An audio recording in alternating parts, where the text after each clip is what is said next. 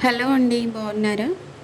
ఈరోజు మనం ఎంతో సింపుల్గా ఈజీగా ఉండే నాటు చిక్కుడుకాయల పచ్చడి ఎలా చేసుకోవాలో చూసేద్దాం. ఇప్పుడు చిక్కుడుకాయల సీజన్ కాబట్టి వీడియో చూసాక మీరు ఒకసారి ట్రై చేసి నచ్చితే కామెంట్ చేయండి. ముందుగా చిక్కుడుకాయలని శుభ్రంగా కడిగి ఒక క్లాత్ పైన ఆరబెట్టేసి తడి ఏం లేకుండా చూసుకోవాలి. తర్వాత ఒక నిమ్మకాయ సైజ్ అంత చింతపండు నానబెట్టుకొని స్టవ్ ఆన్ చేసి ఒక కళాయి పెట్టి మెంతులు, ఆవాలు ఎర్రగా వేయించుకొని మిక్సీ పట్టి పక్కన పెట్టుకోవాలి. తర్వాత మనం ఆరబెట్టుకున్న చిక్కుడుకాయల్ని శుభ్రంగా తుడిచి స్టవ్ మీద ఆయిల్ పెట్టుకొని ఆయిల్ వేడైన తర్వాత చిక్కుడుకాయల్ని అందులో వేసేయాలి. బాగా ముదిరిపోయిన చిక్కుడుకాయల్ని నేను ఇలా గింజలు సపరేట్ చేసి గింజలు వేసేసుకున్నాను. ఈ చిక్కుడుకాయల్ని బాగా ఎర్రగా వేయించిన అవసరం లేదు.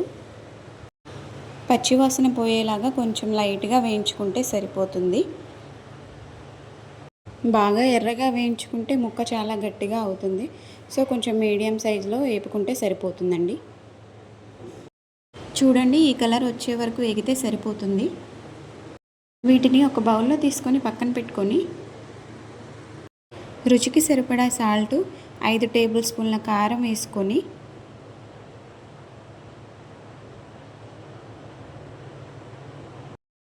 ఆవాలు, మెంతులు మిక్సీ పట్టి పొడి చేసుకొని పక్కన పెట్టుకున్నాం కదా, అది కూడా 2 టేబుల్ స్పూన్లు అందులో వేసేసి బాగా కలిపి పక్కన పెట్టుకోవాలి.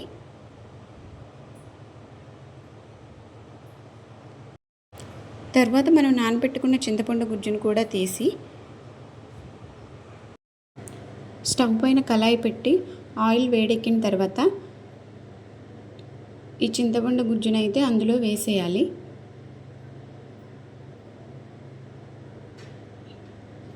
ఈ చింతపండు గుజ్జు బాగా దగ్గరగా వచ్చే వరకు వేయించుకొని 1 టేబుల్ స్పూన్ పసుపు వేసుకొని బాగా తిప్పుకోవాలి. తర్వాత కొంచెం కరివేపాకు, ఒక 10 వెల్లుల్లి రెమ్మలు కూడా వేసుకొని బాగా మగ్గనిచ్చి మనం కలిపి పెట్టుకున్న చిక్కుడుకాయ మిశ్రమాన్ని ఈ తాలింపులో వేసేసి బాగా కలుపుకోవాలి. ఇలా మొత్తం వేసేసి 1 మినిట్ సిమ్లో ఉంచి ఉడికించేసి పైన ఒక నిమ్మకాయ పిండుకుంటే సరిపోతుంది. నిమ్మకాయ అయితే ఆప్షనల్, నేనైతే వేయలేదు. మీరు పులుపు సరిపోదు అనుకుంటే ఒక నిమ్మకాయ పిండుకుంటే సరిపోతుంది. అంతేనండి, ఎంతో సింపుల్గా ఉండే చిక్కుడుకాయ పచ్చడి అయితే రెడీ అయిపోయింది. నా వీడియో మీకు నచ్చినట్లయితే లైక్ చేసి సబ్స్క్రైబ్ చేయండి. Thank you.